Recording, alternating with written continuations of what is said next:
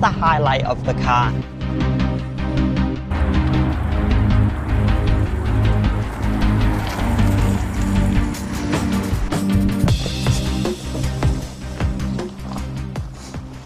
Hello everyone and welcome to the Carcode YouTube channel. If you're new here, my name's Sam. Make sure to hit subscribe down below for all the latest new car content. Today I'm checking out the 11th generation facelifted Honda Civic Hybrid. Firstly, a huge thanks to Honda UK for lending me this car for a week. I've thoroughly enjoyed my time with this car. It's also transported me in style to the Zara Larsson concert, and I was able to blast the tunes all the way there and all the way back through the BOSE sound system, which was a lot of fun. More on that later. Today I'm going to go through all the changes and tweaks that have been made on the facelifted model. If that sounds good, keep watching to the end for a full overview of the Civic Hybrid facelift.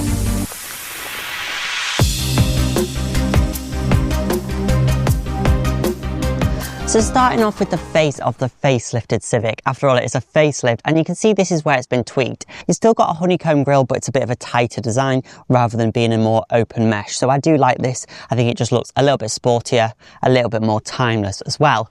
We were expecting to see a similar facelift as we saw this in North American markets last year, like these inserts underneath the headlights in body colour for that smarter, sportier look. I really like it. There's also not any chrome on it. It's just all black, which does look really nice. And it looks similar regardless of the trim, Elegance, Sport or this top spec Advance. The trims remain the same, but the equipment on each is a little bit different, but I'll get into that in a little bit. There's no fog lights anymore because apparently the headlights are clever enough, which is fair enough. That's quite good because on the standard Elegance model, they used to just have gloss black inserts where fog lights were meant to be, but it didn't have them, and it just looked a bit cheap. So now they've all got a cleaner front end with these revised air curtains to help with aerodynamics. They've also got a slightly smoother bumper design, so that'll also help with your efficiency slightly as well. They did the same sort of tweak to the HR-V last year. Let's check out the headlights though, because they're pretty cool. So here you can see the full LED headlight unit. So across the range you get LEDs. However, this Advance has got the more clever,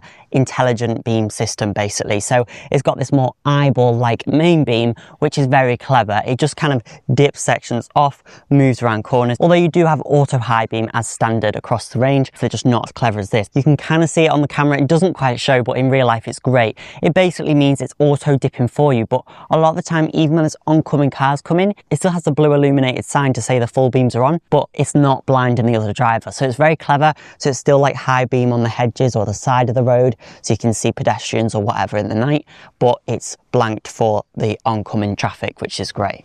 And there is your high beam there. These definitely look a little bit more impressive on this Advance model. It was the same as the pre-facelift. The Advance got the fancier headlights. The Sport and the Elegance got the more standard ones. Let me show you the indicators because they remain to be very good. And that is your bold, impressive indicator. That's the same and it's standard across all trims. So clever and it looks great. So they didn't need to change that because it was smart and functional as it was. Any part of the headlights blocked off, you can still clearly see the indicator. So it's a good safety thing as well. Really nice as well on the door mirrors, the indicator just integrated. To the side of the Civic is pretty much the same as before, so it's still just over 4.5 meters long, making it quite a big car. It's similar in size to a BMW 2 Series Grand Coupe, to put it into perspective. What has changed on the facelift, you've got this gloss black trim along the top of the windows, which does look really good. That is on the Sport and also this Advanced model. On the Elegance, you still have the chrome trim along there, which does look nice, but I prefer this for a sportier, stealthier look. It looks great. You still get the rear tinted windows as standard across all grades, which is great to see. On this Advanced model, you do get the gloss pillars as well, which look really good and much more quality. On Elegance and Sport model, these are matte plastic and they're actually not feeling the best quality. They pick up a lot of fingerprints quite easily and they're kind of like a, I don't know, like a vinyl material. So definitely best to use the door handles on the car. Not much has changed, but not much needed to. It looks really good. Alloy wheels on the Civic still range from 17 to 18 inches. As standard on the Elegance, they come in these 17-inch diamond cut alloy wheels, the two-tone design, the exact same as on the pre-facelift. There was nothing wrong with them, so I'm glad they kept them because they're a really nice design. Going up to the Sport, you get this new design of alloy wheel in full grey, which does look okay, but not as sporty as these. These are my favourite on the Advance, the two-tone silver and grey alloys in the new design. The same design as on the Sport, but a two-tone instead, so definitely look good. They're just nice and sporty and they're very Honda. They kind of hark back to older Hondas where they just look different to other cars. A lot of cars now have got a black and silver wheel contrast, which I really like, but I like this because it just looks a bit different, timeless at the same time. So it suits the car very well. All wheels as well are wrapped in Michelin tyres, even on the Elegance. However, on the 18-inch alloys, you do get the Pilot Sport tyres, which are really good, provide excellent grip, and they're also quite wide. So grip on the road is very good on the car. I love these wheels. You can opt for optional wheels, but they're kind of accessories rather than factory fitted alloys. So don't look as good and they kind of don't suit the car. I'd just stick with whatever comes standard on each trim, but these are definitely my favourite on the Advance. I think they look so dynamic. And how about colours available on the Civic? Well, as standard it comes in the Sonic Grey Pearl, which does look really nice on the car. It's that slaty bluey grey and it was the same on the pre-facelift, so I like that. Sometimes it's referred to as a solid colour, but it is a metallic pearlescent paintwork. Optional paintwork start at £700, including this new Seabed Blue, which first arrived on the HRV last year. I actually reviewed it in this colour. If you want to watch that video, you can click up there. It suits the Civic so well, it would definitely be the colour that I would pick on the car. You've also got the Platinum White Pearl, which looks nice and sleek. Crystal Black, which also blends in and looks very sleek on the Civic, very Batmobile-like on the car, definitely. And last but not least, you've got your premium paintwork option, £1,025, so quite expensive, is the Premium Crystal Red, which does add a sporty edge to the car. I'd definitely take this Seabed Blue any day. It looks really good on the car. And to the rear of the Civic, it's also remained much the same. You've still got the fastback design, which I absolutely love, with the hatch practicality, which we'll move on to in a bit. Still got the LED rear tail lamps. However, the indicators are a bit disappointing compared to the front ones. Just a normal halogen bulb, which does kind of let it down a little bit. Actually, this section of the Civic light looks very much like the bubble shape 8th generation Civic, as does the bubbly section here. There's definitely harking back a bit to that spaceship 8th gen Civic, which I actually really quite liked. They were quite fun, weren't they? That could be better though. I think that was definitely something they should have put into the facelift model just to bring it more up to date on the car. Okay, so that's all the outside changes, but what's changed inside? Let's take a look.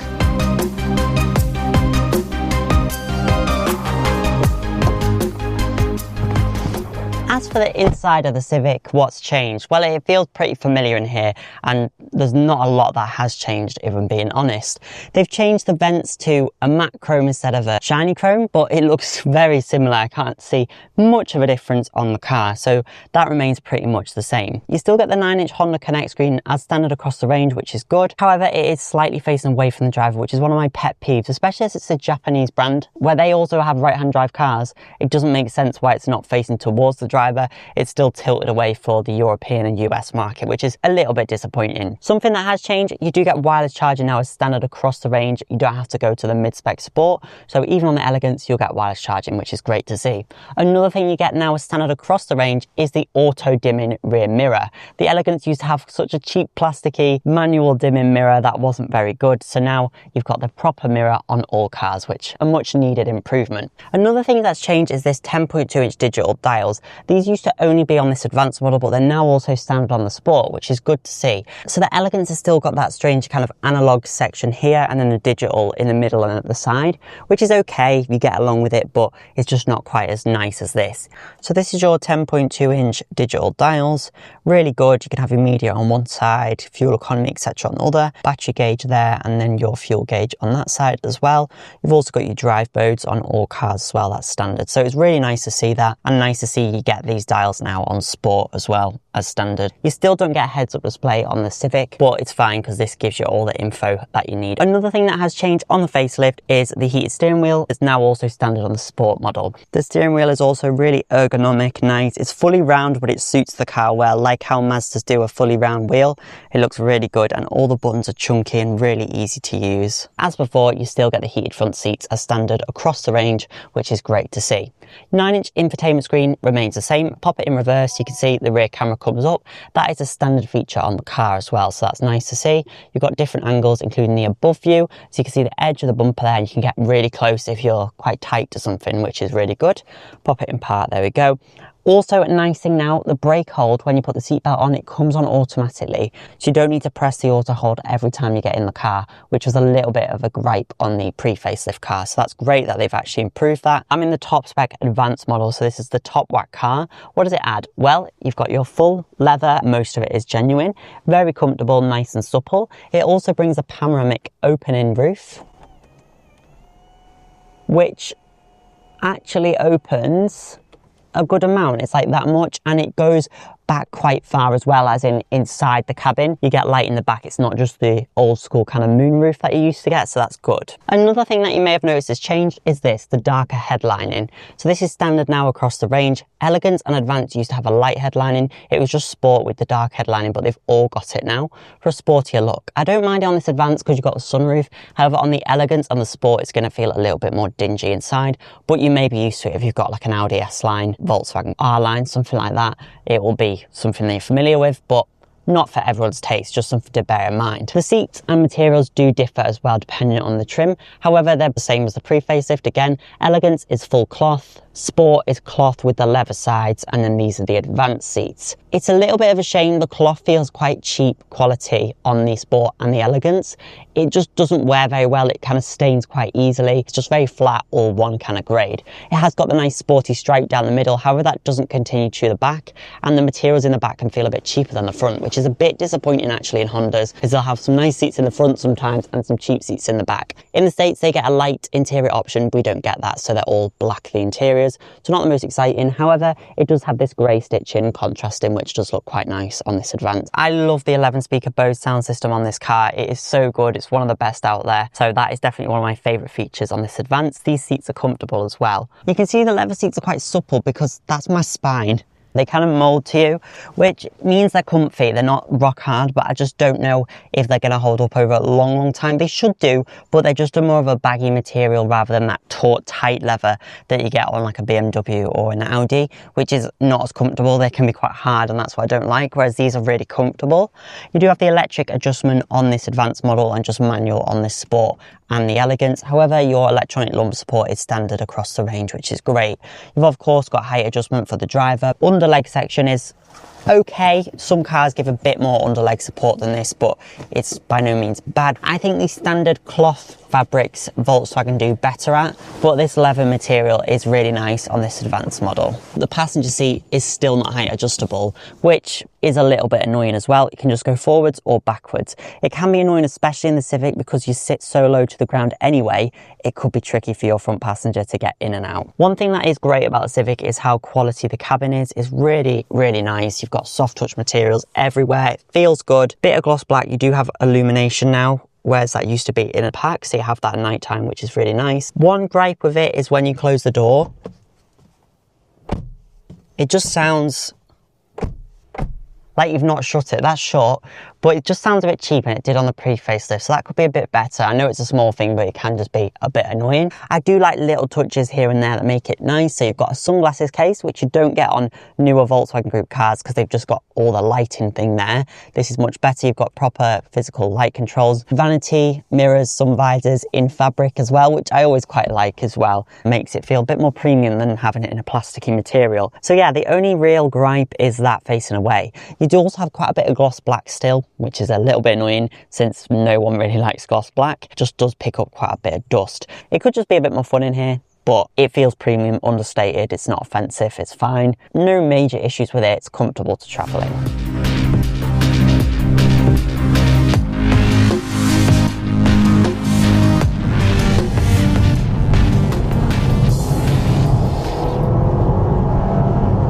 So driving the Civic Hybrid, has much changed? Well, it's not actually, and that's not a bad thing, because this was the highlight of the car. The thing I liked most about it was driving it, because it is a truly engaging driving experience. As Honda call it, it's the driver's hybrid. So you've got the 2-litre naturally aspirated engine and then the electric motors. Combined together, you can get a maximum 315 Newton meters of torque, 184 PS, 181 brake horsepower. That means 0 to 62 in just 7.8 seconds, so it's a pretty rapid thing.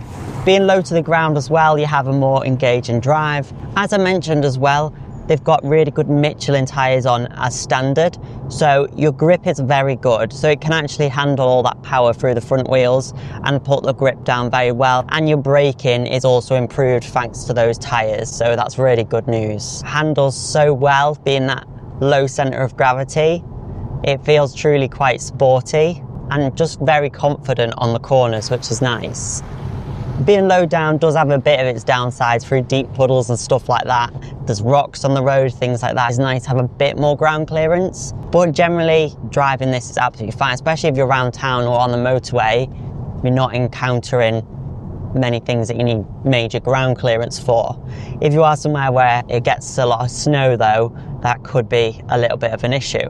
It's calm though, and it's nice, it's agile, that's how I'd describe it. It doesn't have a transmission as such. Honda say it's eCVT, but it's 2 motors and it works just combining the power from the engine. You do also have some simulated gear changes if you like, but there's no actual gears going on. It's quite interesting, it's unique to Honda really. You can hear as well, you do get a little bit of that simulated engine noise pumped into the cabin, which I don't mind, I quite like it. Feels quite effortless to drive, which I really like. And here's your engine on the Civic, the 2-litre naturally aspirated 4-cylinder petrol engine mated with the electric motors for the hybrid system. It's an Atkinson cycle engine, it's reliable, it's not turbocharged, it's naturally aspirated, so that's going to help reliability. Again, a lot of it relies on the electric motors. The engine a lot of the time will generate the power to give that to the electric motors, which will then power the wheels. Occasionally the engine will directly run the wheels as well, and a lot of the time it'll just be the electric motors. So it is a very clever system and very reliable too. Being the 2-litre as well, it's got a lot more oomph than what you see in 1.5 hybrids, for example. The bonnet isn't on hydraulics, but it is really nice and lightweight, which is good. Some other good things for efficiency is the heated seats are standard, really energy efficient way of heating the cabin, and you can get warm and toasty really quick in the winter. Tight corner. It deals with it so well, grip's great, and the steering's quite good too. It's not heavy, it's not too light, it's pretty good, and it's quite direct, so it's nice. That was the lane assist bit there, that was weird. I'll show you how to turn that off. It can be a little bit grabby at times, especially on a country road. Hold with this wheel till you get to the car with the circle, which is your safety support. Then you have to press that. Then scroll down to road departure mitigation. Helpfully it's the top one. Just click that so it unticks it basically, and then it'll just say road departure mitigation off. You do have to do that every time, which is a little bit annoying. And then you've got the car in the circle, but the car's green and the circle's not, so that means half the safety assistance systems are off basically. So this does have the speed sign recognition as well. It's not easy to turn off because you can't turn it off. So that's quite annoying. Not because I'm a speed demon, but sometimes it can read the wrong sign and then be beeping at you, even though it's the car's fault, it's not yours. One thing I like about the update as well is the auto hold. The brake hold comes on every time now, so you don't have to press it each time, which was so annoying in the pre-facelift. So I'm glad they've done that. So now you put your seatbelt on, the auto hold comes on. That's something that annoys me about the Mazdas as well, is that you have to press the brake hold each time. So that brake hold one just means the brake hold's ready when you need it. Then the A means it's actively holding the car, it's auto holding it, so that's really good. Width can feel a little bit wide at times. It's okay normally, it doesn't feel ridiculously wide. Some people might not like it because an SUV gives you that higher ride. You can sometimes judge the size a bit better than this, but I don't mind it really. It's just very effortless. See, if you smoothly accelerate, it doesn't make a fuss. It just likes to feel a bit sporty and make a bit of noise when you are going to higher speeds, but it doesn't hang on loads like a traditional CVT would, where it goes and then changes. It kind of feels a little bit more like a normal car, but most of the time it feels like a EV in a way. Definitely feels electrified. So this is your regen with the little D with the arrows. The more arrows means the stronger the regen effect. So that means when you come off the accelerator, the car's going to slow down quickly. The less arrows, it's kind of going to coast a little bit more. The thing is though, every time you accelerate, it resets. So if I put the high regen on now, you can see it's going into the high regen. As soon as I accelerate again, it just knocks off. So then it's just back to the default setting, which is quite a light regen. If you want stronger, you have to use the paddles. This is your regen paddle. So the regen means basically a lot of the time you can just use your accelerator. When you come off, it slows down like so. That's something you get in hybrids and electric vehicles as well. It's not to a full stop, but that's not expected from a self-charging hybrid. It's quite nice on the CR-V and also on the Jazz that you've got a dedicated B mode, so it's always in the regenerative braking mode, whereas the Civic doesn't have that. You just have the D and then have the paddles. It can be quite nice though, and it gives you a little bit of the engaging driving feel a bit like a racing driver sometimes, but of course you're not shifting gears as such. On the new Prelude, you do have the Shift Plus technology, which is quite cool. So they actually use the shifters for your virtual gears, if you like. I've not tried that out yet, but that would be really cool. I'm a little bit surprised they didn't actually add that to the facelifted Civic, but I'm guessing they want to add that as another USP to the Prelude as the more sportier performance car. Cruising, it's quite a happy car. You do get adaptive cruise control as standard as well, which is great. And it's all controlled through here, very user friendly. Getting onto the dual carriageway now.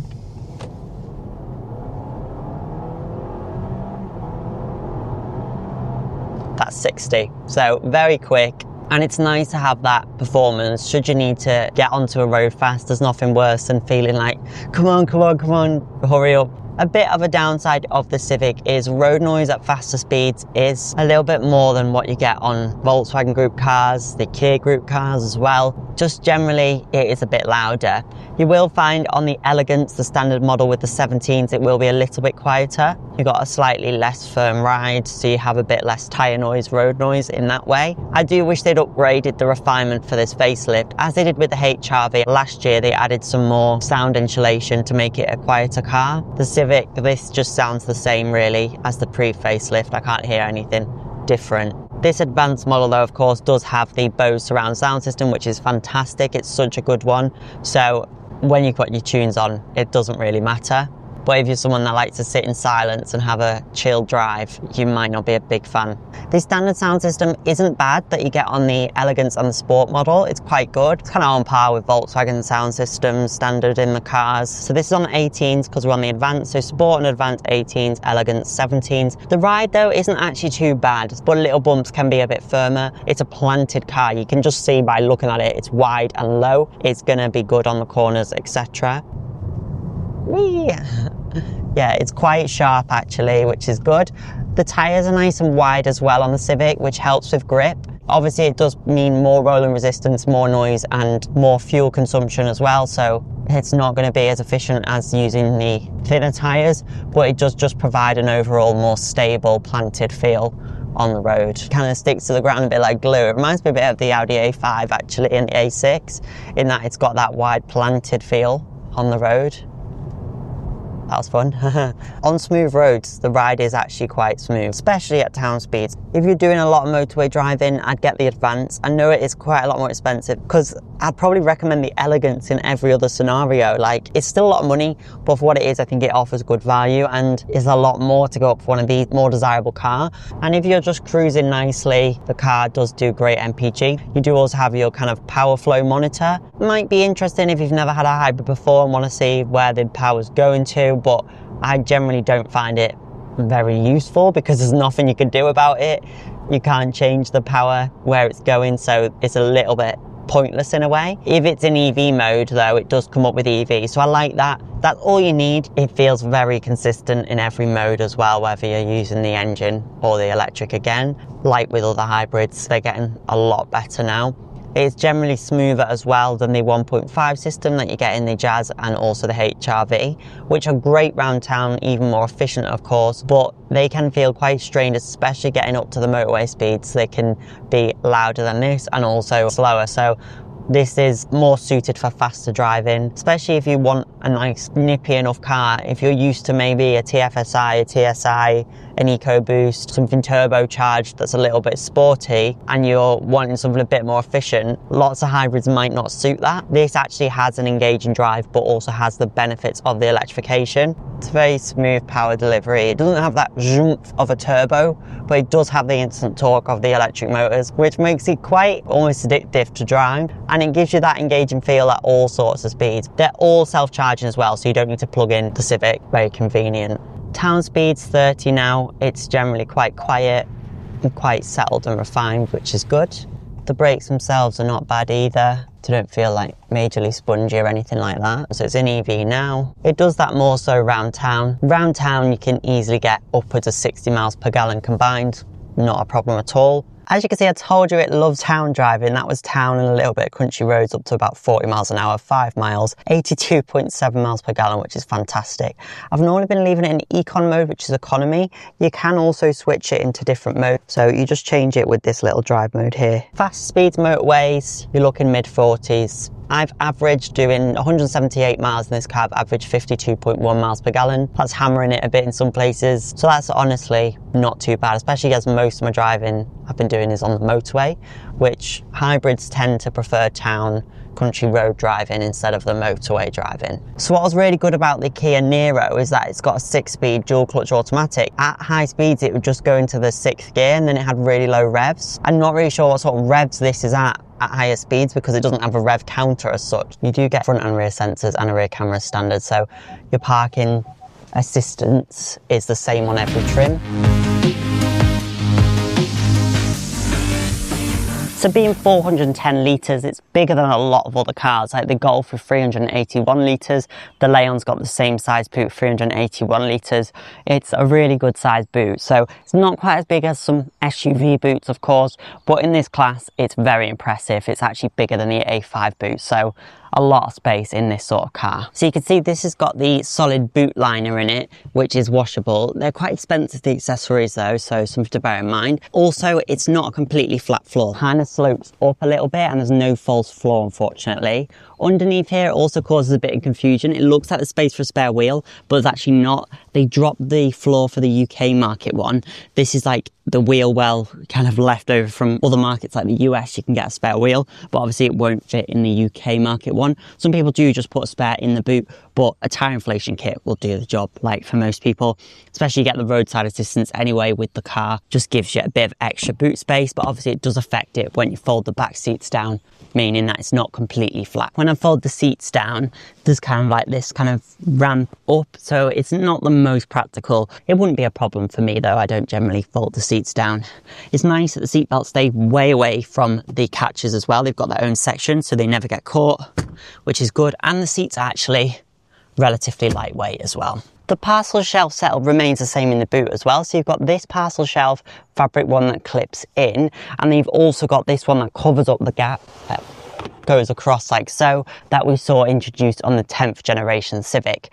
This is okay, however, it does get frayed on the edges after a few years of use. So you can just retract it like that. You can also unclip it. You've got this anyway, so that just covers the gap. It would have been nice if this just extended, but it's fine. If you do need to put dogs in the boot, whatever, you can easily unclip this as well as 4 clips and it'll just come out quite easily. No electric tailgate though, even on this advanced model, but you do have the handle inside the boot, a handle on each side, and these ones too to shut the boot. It's quite light too. In the UK, we only have this body style of Civic. We don't have the saloon model, so all of our models have got the rear wiper as well, which is also great because lots of cars with this sort of rear window don't have a rear wiper like the new Audi A5. The little washer up there, and it is a heated rear window as well, so that's great. As I say, the back window and the side back windows are also tinted as standard for a more stealthy, sporty look. As for rear space in the Civic, that's the same as the pre-facelift, of course. This is my driving position. I'm about 5'8". I've got plenty of leg room. Headroom's not the best because you've got that sloping roof line. You've got a bit of a bulkhead, of course. The sunroof as well is cutting into a bit of headroom. If you're over 6 foot, you would struggle in the back of here, but I'm perfectly happy actually. Still got some nice premium materials as well. Materials on the doors are all really good too. Central armrest does hit the base, which feels a bit rubbish really. However, it's very squidgy, so that's quite nice, but it could do with being like a bit higher up, I'd say, but not bad. Isofix points are nicely hidden. They've got these little sections that just kind of peel out with the leather. Quite nice. It's like an MG in that way, which I really like how they do that. So they just keep them nice and out of the way. Headrests, a little bit hard, but not too bad. You've got your own light back here. You've also got 2 USB-C ports, which is great. Vents to feed through the front climate too, and a pocket on the back of each seat. That's really good. The sunroof on this advanced model also does mean it's not too dark in the back of here, so that's really good. Middle seat, you do have a bit of a hump here as well, so put your feet on each side, but it's so comfortable, this middle seat actually. Thanks to the armrest being nice and squidgy, it's one of the most comfortable middle seats in the class by far. It's really good. Most cars are sitting now in the middle seat, I'm like, it's okay, but it's more of a perch. This is actually genuinely a comfortable middle seat, so well done Honda for that. You might kind of be fighting for foot space, but other than that it's fine. If you had small feet, you could also put them on the top of this. It's quite a wide car to suit 3 adults in the back of here, should be fine. So that's really good. You'll also still benefit from the BOSE sound system back here, so what's not to like? So that is the Honda Civic facelift. What did I think? Well, it's a great car. It already was. These little tweaks are quite minor. It's not a massive facelift, is it? Very small tweaks to the outside, a few small tweaks to the inside, updated equipment, especially on the Sport and the Elegance model with the standard wireless charger for Elegance, the auto dimming rear mirror for Elegance, and then on the Sport, the digital dials and the heated steering wheel added as well. That's nice equipment added to the car. The Advance, does that have added equipment? No, it's still got the same level of equipment because it was the top spec anyway, so not adding a whole lot to the car, but I love this sporty styling. These new wheels are great. The new seabed blue is lovely too. Maybe not enough to make you upgrade from a current hybrid Civic to a new one, but if you are looking for a new car, these little updates do definitely help it be a more attractive offering. It's got a good 5-year warranty as well, so that also helps with the car as well. So thanks again to Honda UK for lending me the Civic for a week so I can give it a thorough in-depth review. Really enjoyed my time with this car. It's fun, it's nippy, it's pretty efficient, and it's just a nice car, and definitely one that I would recommend. It's definitely got an edge on other hybrid vehicles where it actually feels quite premium and nice and fun to drive too. Thanks so much for watching this video. I do hope you enjoyed it, and I hope to see you in the next one.